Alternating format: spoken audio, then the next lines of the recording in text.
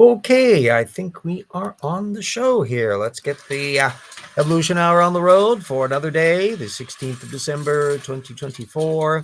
This will be the last exciting show from the Den until 2025 because, of course, we will be with our relatives in Seattle. So you'll be seeing the room in there when we get around. So, ichthyosaurs. As you know, Titans has moved past their dinosaurs into the section on marine critters and eventually pterosaurs.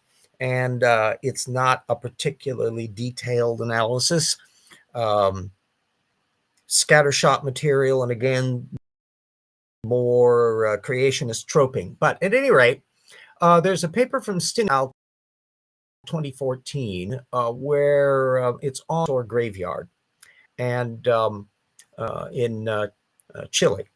And the authors quite meticulously documented how turbidity flow, landslides from coastal cliff, was the reason why you had all of these nice little fossil bits and pieces of ichthyosaurs, plus other marine organisms and terrestrial stuff that had washed off of these cliff sides. Of course, creationists don't allow that. They want it to be the waters of the big slosh. But the problem is that trying to do that as a blanket means you also have to account for everything else supposedly happening at the same time. And we know about things like platin calx, those super duper stable deposits like the Solnhofen that physically cannot form in a cataclysmic event like the flood. So they're really whistling Dixie on this one. The particular irony is, of course, that all you need to show in order to undermine the big slosh argument is to indicate that naturally occurring flooding events and turbidity flows underwater can occur on a scale quite sufficient to explain this sort of stuff. And it turns out, of course, yeah, there's quite a lot of that. None of which, by the way, is being cited in Sarfati and Tay. So I'll be putting a link up to Elver Hoy et al. 2010 on experimental studies that are bearing on submarine landslides, both ancient and relating to sand to clay ratios that explains why certain deposits look the way they do and others don't.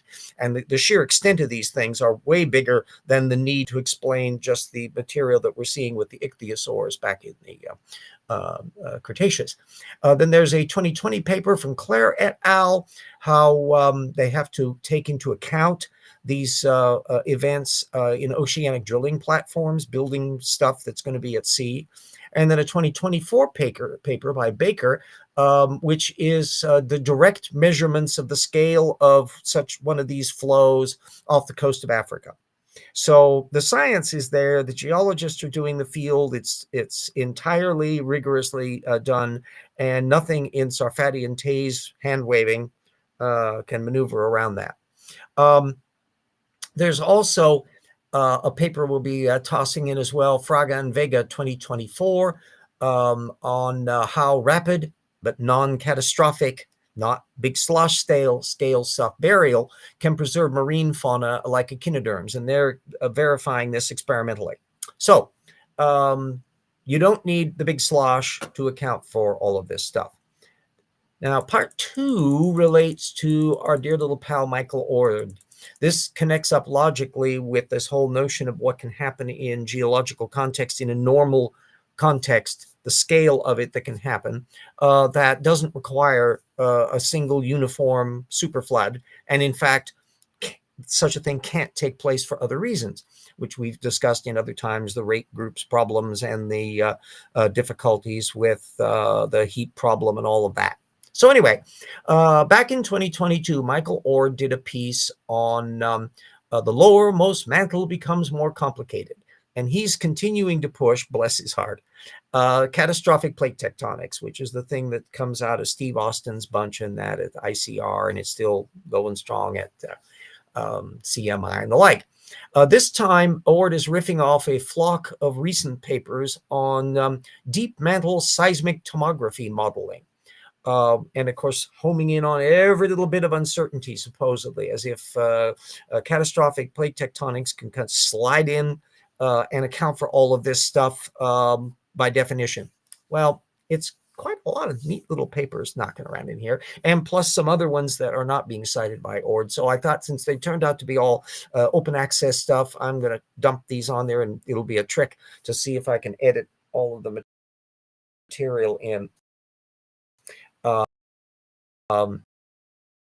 to make it fit into the length of the get all of this. And Tackley 2011, which is on early simulations of convection modeling. And then there's a 2015 paper from Huang and another one by them, 2020, on working out the chemical nature of these large, low shear velocity provinces, LLSPVs, VPs, and how, quote, iron spin transition, unquote, structure controls all of that over a time scale, by the way, of a few 100 million years. So they're working out the dynamics of what the actual components are and how the variation in constituents can change the dynamics of how these things function. Remember, what we're talking about is subduction events and stuff going on where you've got the chemistry of this material here has a bearing on what happens on the surface, as well as what you can when it eventually gets up to the surface. So one of the reasons why the Andes look different from the Rockies is because apparently there was a lot more water content in the subduction zone that's going on and all that. So the fact that they're now making use of this modeling technique, which is popping up all over the place, Nick Zentner's stuff that he does on the college level is really starting to pay attention to a lot of this material, because it's the cutting edge field, and it's so miles away from anything that you've got in the creationist context. All you'll have to do is look up the link that I'll be having for Michael Oard and just try comparing it to the detail level of what's going on, because the Oard piece is quite trivial little detail. Vast amount of material that's going on in here is just an absolute zing. So we've got a 2016 on imaging slab by metallic melt, McNamara 29 on shear, 2019 on shear velocity provinces, Chowner 2021 on lower mantle minerals, Villela 2020, and another 2021 paper by Wang on shear velocity. All of these things are together in enormous detail, the chemistry, the dynamics, and relating it to the physical data that they can see from seismic material as well as stuff. Then there's some on the Hawaiian ULVZ morphology, because that's a spot where metal plume is hitting the surface. You've got surface data as well as material you're getting from cores or seismic stuff. And their 2022 follow-up paper, which, by the way, is not included in the, maybe it was too late to pop up in the Oard account. There's Oard 2022 on the effect of other elements in the subducting blocks, which we can't sample them directly because they're way down inside the earth. So it all has to be done by inference. But yet they're still working out what the implications are from variations in the constituent material as to why they look the way they do. And then there's a commentary on that Oard work by, or the issues of it, Tripathi 2002 and Murakami 2022 on the faster cooling of the mantle that's based on their measurement of bridgmanite, another little element that isn't really going to be helping the YEC case. This leads to a bunch of stuff that's not really on Oard's sheet. There's a 2018 paper from Lee on iron spin dynamics, several papers on imaging technology by Shepard 2021 and Cobden 2024, and Zhang 2024 on resolving that bridgmanite shear actions in the lower mantle. So it's just fabulously interesting stuff in great detail. And if you want to download any of those papers, you're going to be able to cross-connect that with the fog goes on in Oard's catastrophic plate tectonics.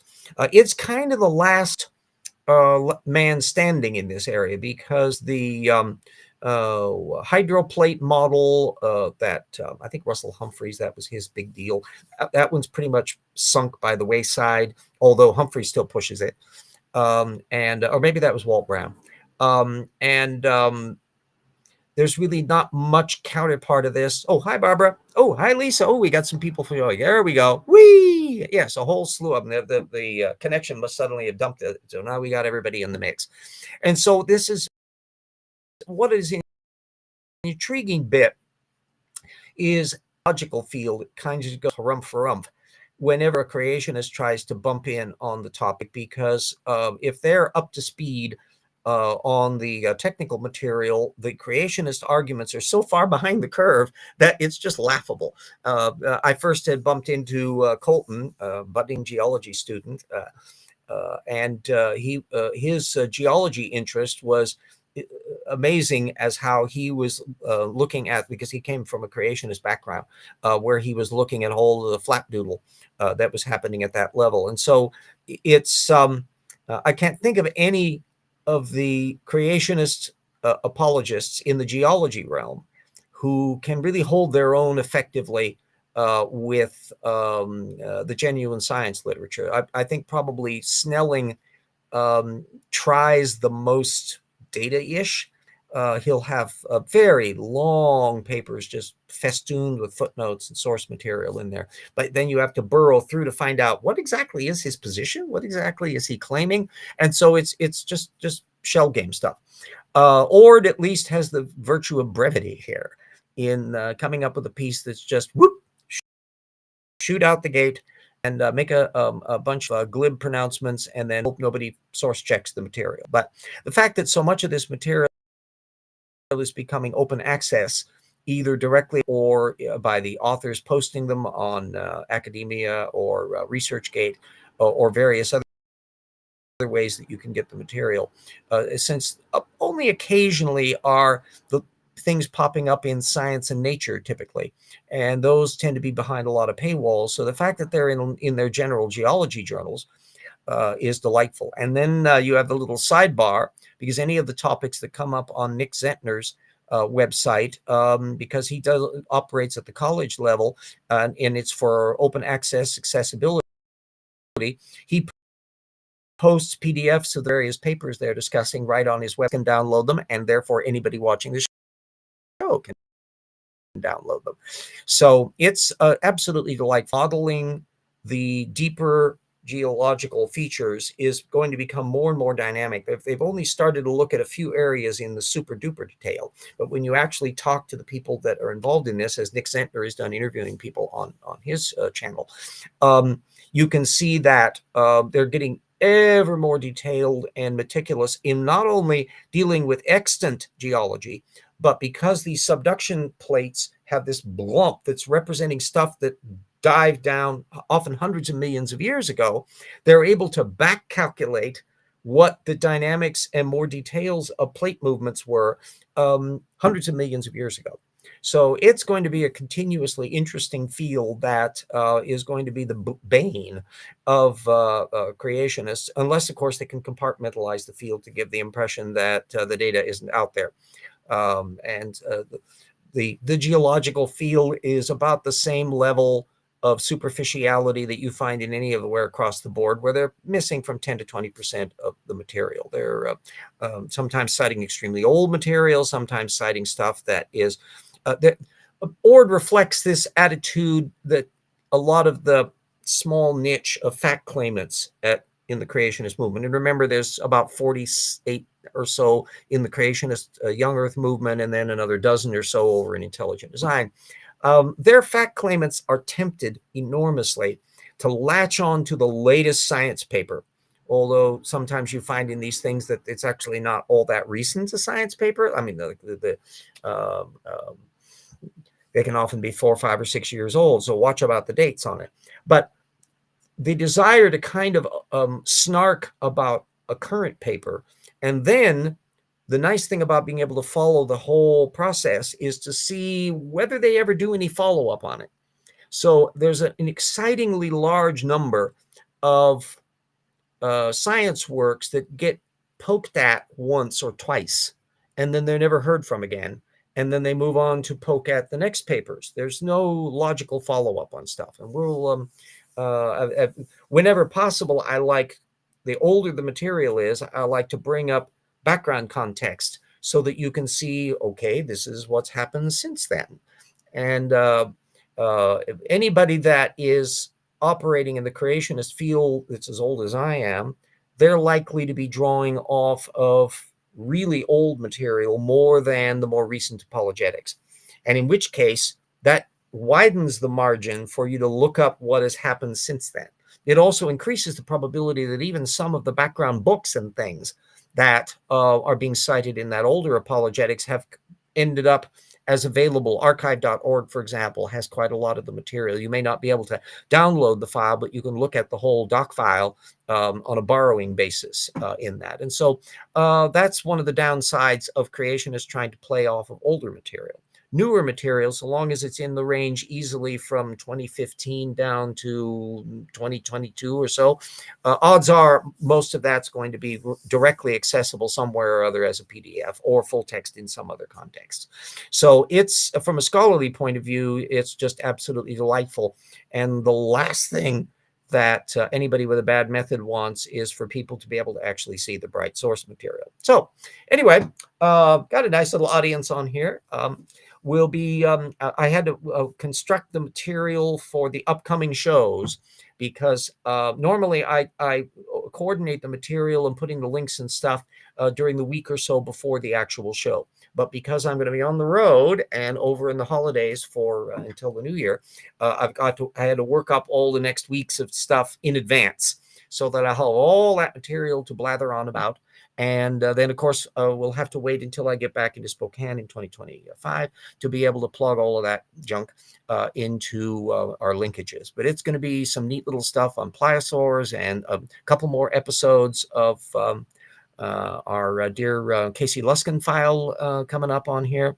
Gosh, why did they go to all this trouble of just scouring through the literature, paying no attention whatsoever to the detailed contents? I'm genuinely wondering how many of the papers that got on that monster 800 list, they didn't bother going past the bloody title and maybe not even into the abstract, because all too many of them, as in another couple of weeks, it'll probably be the first show in January, of stuff that, oh my gosh, if you just read the abstract, you realize this is not helping your case, because of course it's tripping up on that theodicy issue, which are retrotransposons, ALUs, and others that are involved in triggering off diseases because they're a messy, complicated thing that's causing linkages to occur and regulation patterns to change in ways that can be dangerously bad for the biology as well as occasionally handy. And the implication that the Luskin crowd has that, oh, gee, a retrotransposon is doing something not necessarily nice, is a weird argument to try to make. Anyway, so we've been able to plow. We're about coming up on about 10% through the list. Remember, there's over 800 papers supposedly on this. I'll actually have a total value once I'm done on it, because I'm keeping track of how many everything is on it. And so we'll be able to determine if it is exactly 800 and plus however many. And so far, out of the 77 or so that I've looked at, only one barely pops into the boundary layer of indicating that a large chunk of, air quotes, junk DNA is actually functional. Even it wasn't really a smoking gun, but that's the closest you can get on it. And it's been a strikeout ever since. But not on theodicy. About a third of it is still running in the theodicy argument. It'll be intriguing that again in the coming weeks, then I'll be plopping in material, because pliosaurs and plesiosaurs, this show was about ichthyosaurs, which for those of you unfamiliar with ichthyosaurs, just think of a dolphin, except it's a reptile. So it has the same kind of gradient look and a fin on the top and that. Although dolphins, of course, would be swimming like this, whereas ichthyosaurs and all the reptile groups swim like that. And same with crocodiles and all of that, because different evolutionary lineage. Plesiosaurs and pliosaurs are going to be over the next weeks. And they're an interesting little bunch, because even I was kind of gobsmacked when I started doing the background research for the episodes, how many taxa are known today, as opposed to when I was kind of first bumping into the field in the 1990s. If you want to know what a plesiosaur is, think the classic fictional Loch Ness Monster bit, which is a four-limbed creature with a very long neck. Oh, Monumental built it on night today. Some beam lights have made God and part of a church server. Oh, there's another little thing. Yes, well, it's kind of funky, the whole bit with the not just Wiccans, but air quotes and others that are there to get the whoops, that are trying to get the keep on hitting the wrong keyboard here as to putting stuff to test church and state boundaries. So if the notion is that no religion is being favored, well, can't we put our Satan monument up next to the Nativity? And generally speaking, it suddenly it gets the indication that no, they don't like the idea of everybody getting to play. So it's an interesting little phenomenon. We're, of course, also gearing up for Trump taking power and the free-for-all of figuring out. You can put out your little bingo card to figure out how many of his screwball nominees will actually make it through to being nominated, to being confirmed, which will be a measurement of how many of the Republicans are actually still Republicans, because the kind of oversight that senators are supposed to be doing in this area, if they're simply supposed to rubber stamp the God King Emperor Donald the Infallible's appointments, including screwballs like Kash Patel to head the FBI, then it's going to be a real bumpy ride. We'll also be intrigued to see how their economic policies go in, and there's a lot of stuff going on. Anyway, my brain has been kind of projecting ahead as to scenarios of what can go wrong in various aspects, not so much in domestic things rather than foreign policy stuff, because the variables are so many in foreign policy circumstances that it's inherently unpredictable. You've got too many dynamics going on. Just look what we saw with Assad disintegrating in Syria. So fasten your seatbelts, kids. It's going to be an extremely bumpy ride. Now, for less bumpy ride, let me put up my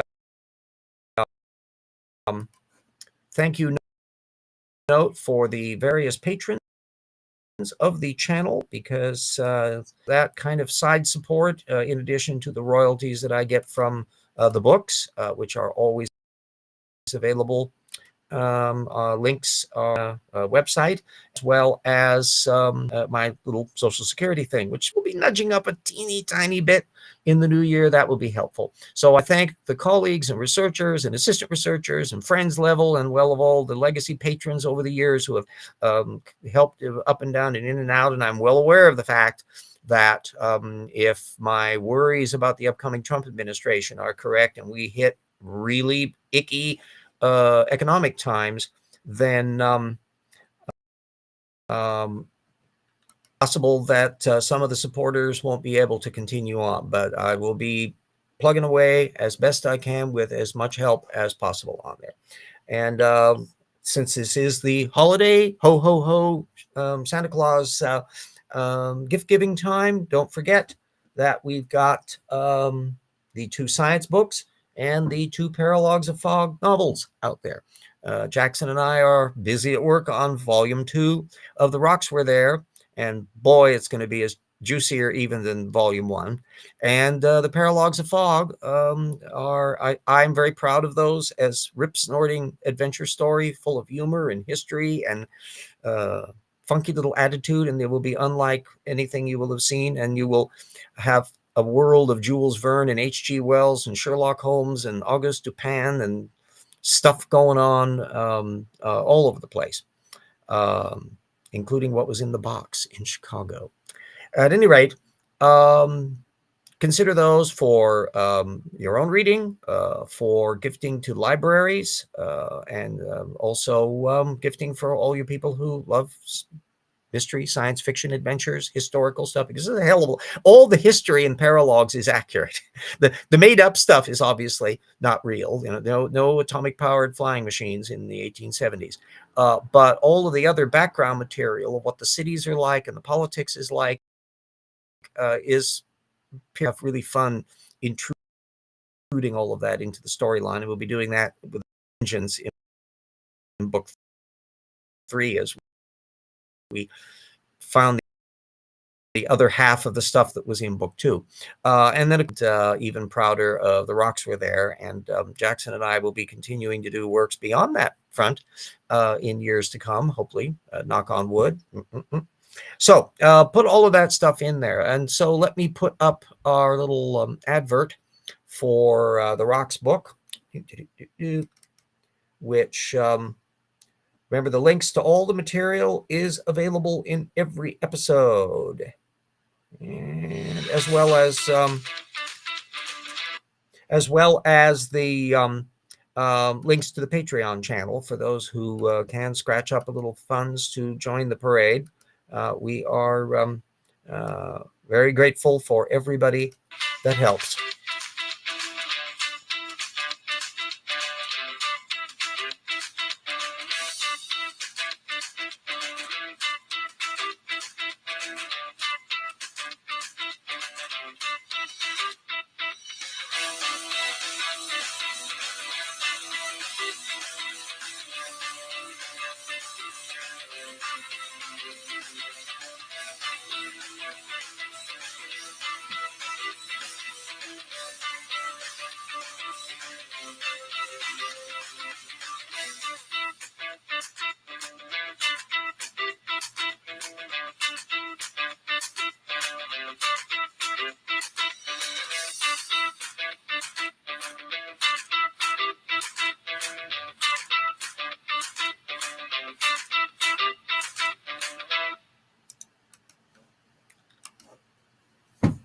Rocks were there came up kind of amusingly in a recent discussion that my co-author Jackson and Dapper Dino had with the creationist Terry on their channel.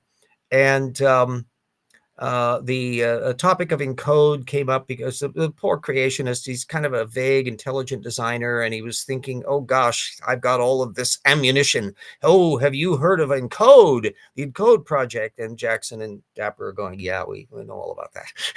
And they were proceeding to push back on the subject. And along the way, it came up with the fact as how much of the science literature is ignored by the anti-evolution community, which is a point that we make a point of bringing up in the Rocks Were There, and is the ongoing purpose of my tip project here on this channel, which is constantly keeping track of the incoming creationist literature and source fact checking and adding to the catalog so that I can offer as a direct measurement, not an opinion or a guess, of what material is actually cited or not in the anti-evolution literature. And so that value that I use, that they're basically ignoring 90% of the data field, is a direct measurement, not a speculation. Anyway, Dapper couldn't resist saying that to poor Terry that, Jackson co-wrote this book that goes into enormous detail on all of these subjects, that we've researched this at great depth. And we know a background level of the stuff, typically more, the guy I think is probably in his mid-20s. And from what I could hear from the conversation, he wasn't showing any colossal knowledge about even the intelligent design literature. He was trawling little miscellaneous stuff and little quotes from the Smithsonian magazine and stuff that's not way below the radar. And the fact that several of the issues, like the Grauer criticism of the ENCODE work, and then the Kellis paper in 2014 that Danster and Cardinale has made such a big deal out there, where basically the ENCODE group is walking back a lot of their conclusions. It was revealing that Terry didn't know even those that they didn't know they existed. So that means that whatever reading he was doing was sufficiently superficial that he hadn't bumped into that, because even in the intelligent design literature, they've got pushback on the Grauer matter and Kellis. But poor Terry probably was too far behind the curve on that front. Had I been there, I would have wanted you to discuss the reptile-mammal transition, of course, and such matters. But it's a constant reminder, that it helps to put the work in, and that we have the advantage, if we exploit it and use it properly, of having so vast a field of the science work directly accessible for our use and employment, that there's no excuse for that. Yes, Terry, it was all over the place and clueless. I feel sorry for the poor little guy. He's all too typical. I think my mindset would have been at operating at about the same level as poor little Terry when I was his age, just going into college. I shudder to think about how I cringe at the kind of attitudes and stuff I had on a lot of subject matter before I really got marinated in sound method in the historiography angle. And then in the course of post-college work, continuing to apply that methodology to work out what things really were. And I started to really get into this field in a tiptoe era, looking at the young earth creationist stuff in the 1980s. But so much of this primary source material that I would have needed to analyze that wasn't available outside of a major library that Spokane didn't have. Paleontology literature and all of that was just inaccessible. So it started to get a little bit better as I began to bump into the intelligent design movement in the 1990s, and it reached the point where I thought I could be making a contribution to the thing when I started the TIP project and working on the original Troubles in Paradise work. Even that initially was related a lot to more general works, the kinds of discussion that would be going on at the Scientific American science news level, rather than the initial full technical literature, which very little of it was available. It wasn't until the turn of this century that, for example, Proceedings of the National Academy of Science posted their older material from a year past on as open access material. So the kind of just staggering availability of technical literature really didn't start kicking in until about a decade later. And by that time, then now I could up the ante.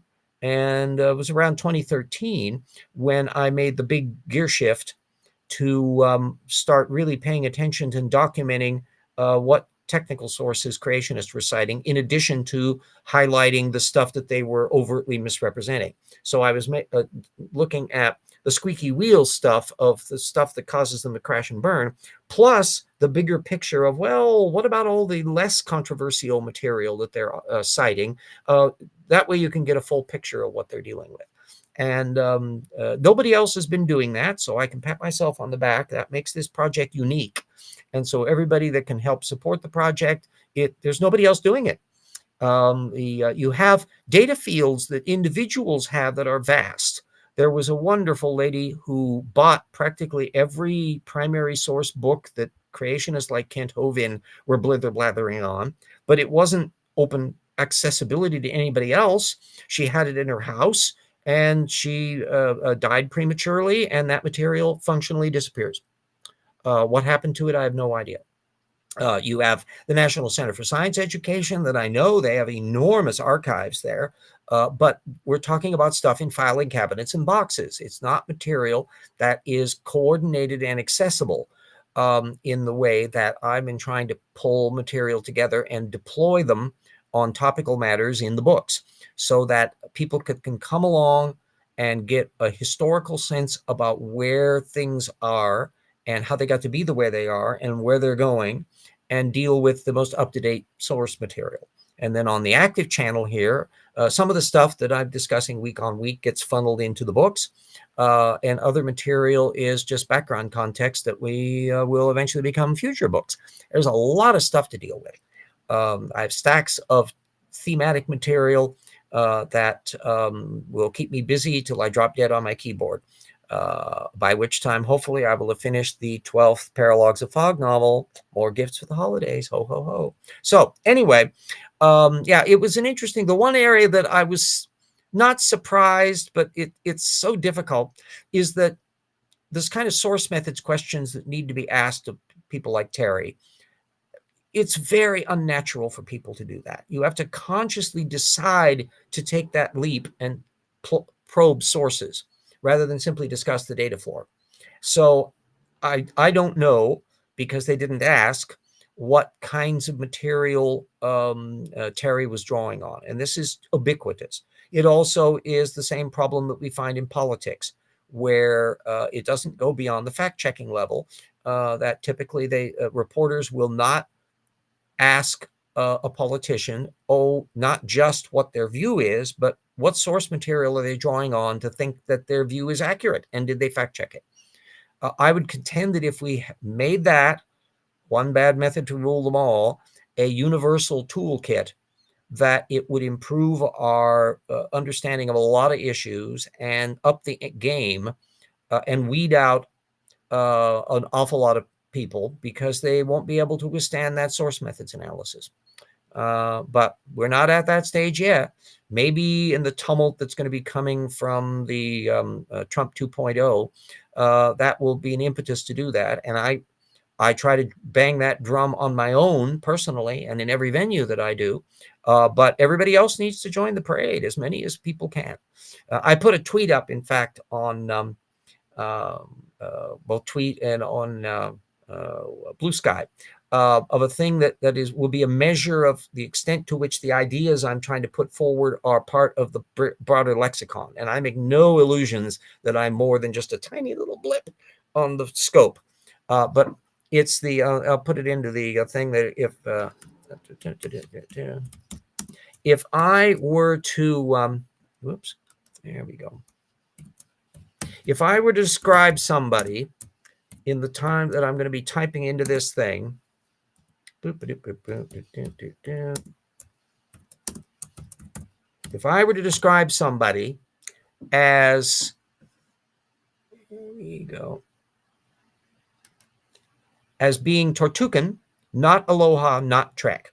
If you wonder why I'm saying not, exclamation mark in front of a term in mathematics means not.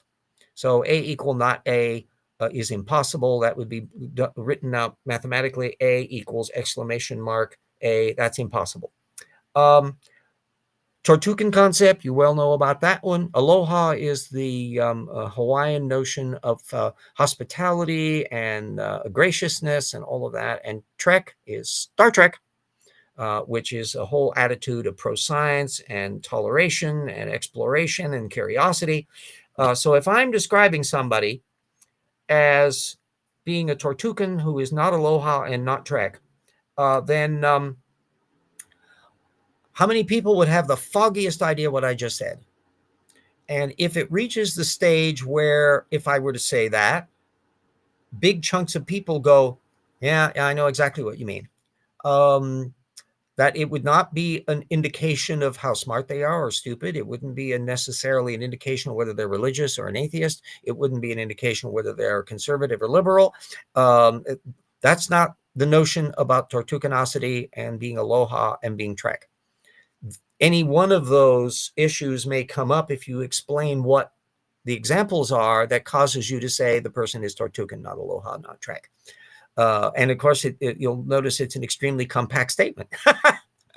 So you can compress an awful lot in there. The reason why I came up with that Tortugan concept is because I wanted a term that would describe that kind of mind shell obliviousness that would be independent of the actual content.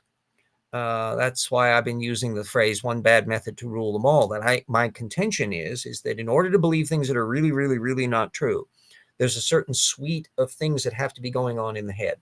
And it has nothing whatsoever to do with how smart or stupid they are. Because if Philip Johnson is shaking out the same bad methods bag as a Kenthovian, even though a Philip Johnson was operating at a far more sophisticated level and pompous cultural dignity than you would find with Dr. Dino down there in originally Florida. I've seen Oklahoma now, or where has he moved to? Neighboring state, I think. At any rate, maybe he's in Kentucky. I have not visited dear Dr. Dino's Adventureland and have no particular interest to do so. Anyway, that puts up the elements of things. So it's a broad movement that I would love to be a part of getting started more than it is. But until the terminology is made use of, that way we can pull out other terms because it's not necessary to use a term that somebody is stupid or that they are a liar. Those are all pejoratives that don't necessarily apply to a Tortugan mind. Yes, he's not a doctor. Yeah, that a Tortugan intellect can be very, very bright. Noam Chomsky is another person that has Tortugan traits, and no one would ever confuse him for Kent Hovind, politically or in terms of their dogmatic positions. But when we're going at it from a source methods point, we're not talking about content, we're talking about methodology. What sources do you rely on? Are you relying on inadequate sources? Are you really bad at fact checking them? And you can run off the rails. So I would have a general principle in politics that Tortugans should never be in political power. And if somebody is Tortugan and not Aloha and not Trek, bingo bongo, that's not a good thing. So anyway, we got a good show in on here. And if you're not aware of the various channels that I've alluded to, follow them as well. Jackson Wheat's material, Dapper Dino, Gutsick Gibbon, Apologia. There's so many ones. Vice Rhino that gave a little shout out to Roxford there because he has the book as well. There's a network of people floating around out there. In fact, just today I was doing a lot of background research on a thing that I didn't know about, but Grayson Hawk called attention to it. We've got our science club has moved over to a different venue rather than so that if Twitter disappears, we won't have a problem on it. And it was about this things called vaults that are these little bubbly container things that are organelles in eukaryotic organisms, but not all of them. In fact, their absence is peculiar because most all of the model organisms like nematodes and Arabidopsis and the like don't have any of these little funky little things in them, but yet they're around quite a bit. And so I was doing some research on it. There's a Wikipedia page on it. And there's some background material on it. It looks like these little bubbly organelles have knocked around probably as an offshoot of cyanobacteria a way long time ago during the early stages of the eukaryotic system. So that would be an independent thing from cyanobacteria as well as the chloroplasts that end up in plants. And plants, by the way, don't seem to be terribly keen on these other little organelles, these vaults. So it may have been like this preferred this one over this preferred that one. And they're not entirely sure what, if anything, a lot of the little vault things do. They're basically like container things for stuff. And there's oodles of them in some organisms and virtually none, including human beings, have some. So it's an intriguing little thing. And there's still an ongoing process of trying to figure out what, if anything, a lot of these things do. And because they're like a little Russian doll thing that have a pore in it, that they thought that their original function may have been transporting things within a cell because they're outside of the nucleus. These things can be used as little containers for delivering medicines and the like. So there's a whole research field that's trying to figure out their applications in that little area. So our network that we piece together are beautifully synergistic as we all cross-feed one another in a way that speeds up the process of learning and coordinating stuff, with the goal being that you can be well informed and curious and 8,000 miles ahead of any of the pseudoscience crowd and be ready to pounce on anybody in a pseudoscience field with something other than a pejorative. Or if you need to shorthand before you get to the data floor discussion, say, I'm terribly sorry, but we can't take you seriously because you're clearly Tortugan, not Aloha, not Trek. So anyway, yes, the Snelling by CPT. Oh, that's a good one. Yeah. He sort of snakes around the edges of it. Yeah, I think he's relied on Steve Austin, who's knee deep in all of that. So he alludes to it now and then. He doesn't make as big of a deal. He doesn't bang the drum on it in quite the same way Oard does. But yeah, it pops up quite a bit. It's their only game in town.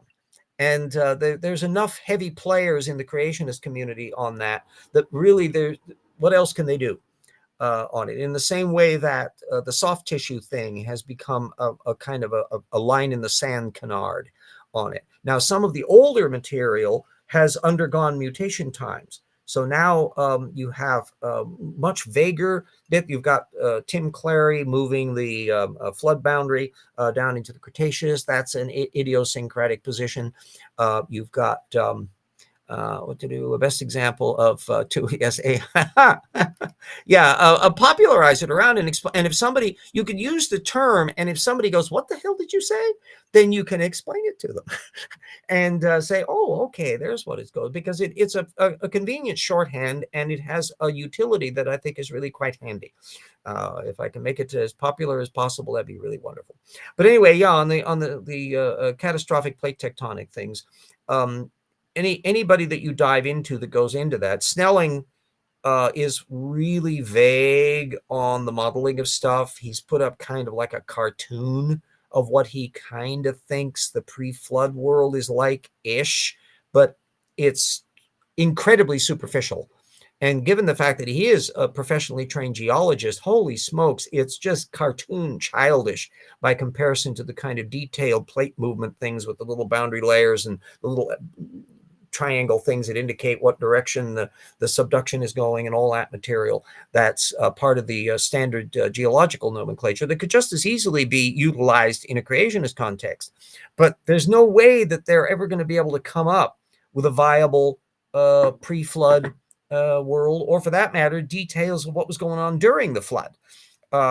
Every attempt that I've seen over the past 25 years has been just generic. Because if the moment they tried to pin it down into details, it would bog down at the individual deposit level and the individual characteristics, you would reach the problem.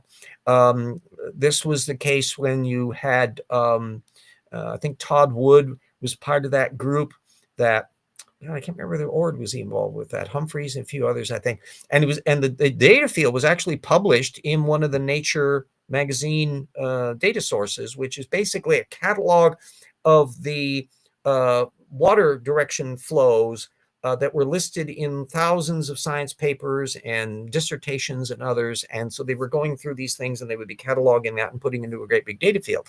And the creationists were doing a riff. A group of flurfs went to Antarctica. Well, good luck to them. I hope they freeze their bloody asses off, because it won't do them any good.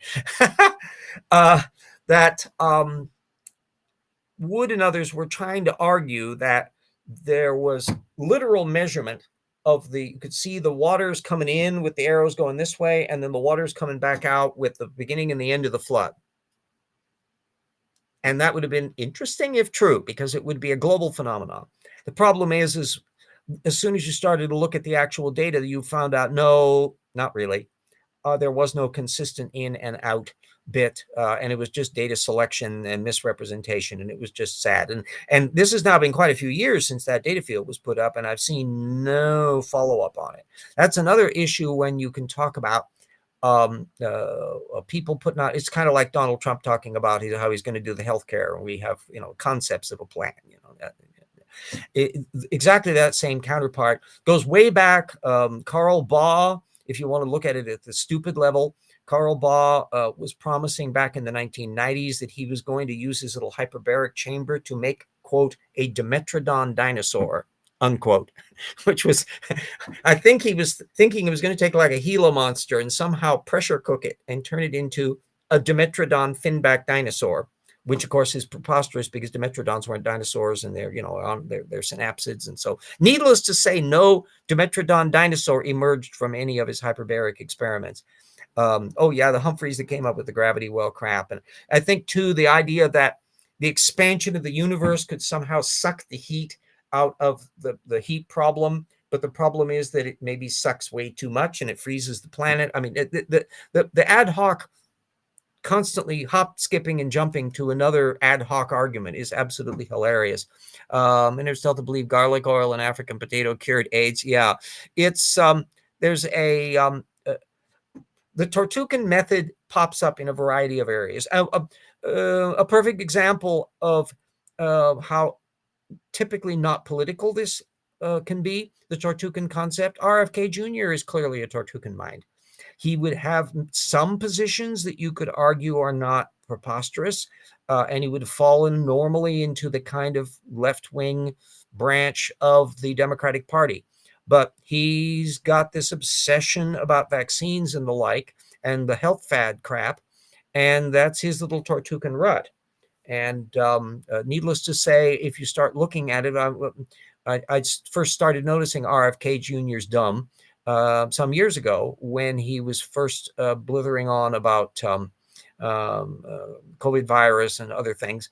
And when you looked at the assertions he was making and what sources he was offering, there was no there. And there's still no there.